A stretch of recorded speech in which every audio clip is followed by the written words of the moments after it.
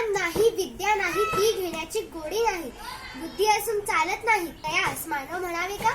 ओळखलत का मला? या सावित्री ज्योतिबा फुले. सातारा जिल्ह्यातील खंडाळा तालुक्यात नायगावच्या खंडोजी पाटलांची मी कन्या. अवघ्या 9व्या वर्षी माझे लग्न ज्योतिबा फुले यांच्याशी झाले आणि हळूहळू मला कळू लागले की माझे लग्न ज्या माणसाशी झाले तो माणूस एक सर्वसाधारण माणूस नसून या जगाला ऊर्जा देणारा एक क्रांती सूर्यच आहे. त्यावेळी बायांना उंबरा ओलांडण्याची पद्धत नव्हती. चूल आणि मूल एवढंच त्यांच्या नशिबी होतं.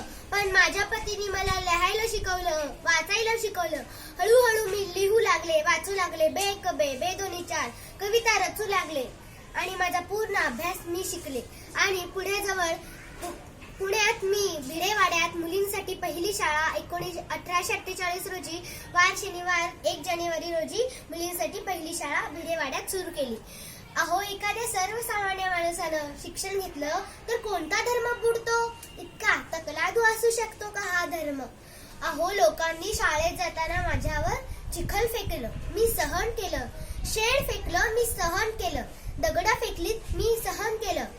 इतकंच नाही तर माझ्या अंगावर थुकले सुद्धा, तेही मी सहन केलं. पण आता नाही, आता मी सहन करणार नाही. आता स्त्री शिक्षणाबरोबरच बालविवाह, सतीप्रथा या सगळ्या प्रथांना मी विरोध केला.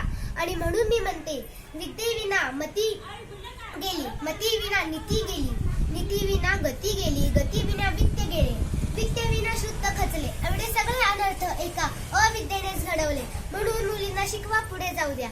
एक जर मुलगा शिकला तर तो एकटाच शहाणा होतो, जर एक मुलगा शिकला तर तो एकटाच शहाणा होतो. पण एक मुलगी शिकली तर ती संपूर्ण घराण्याला शहाणी करते. म्हणून मुलींना पुढे जाऊ द्या आणि शिकू द्या, पुढे जाण्याचे प्रोत्साहन द्या. धन्यवाद.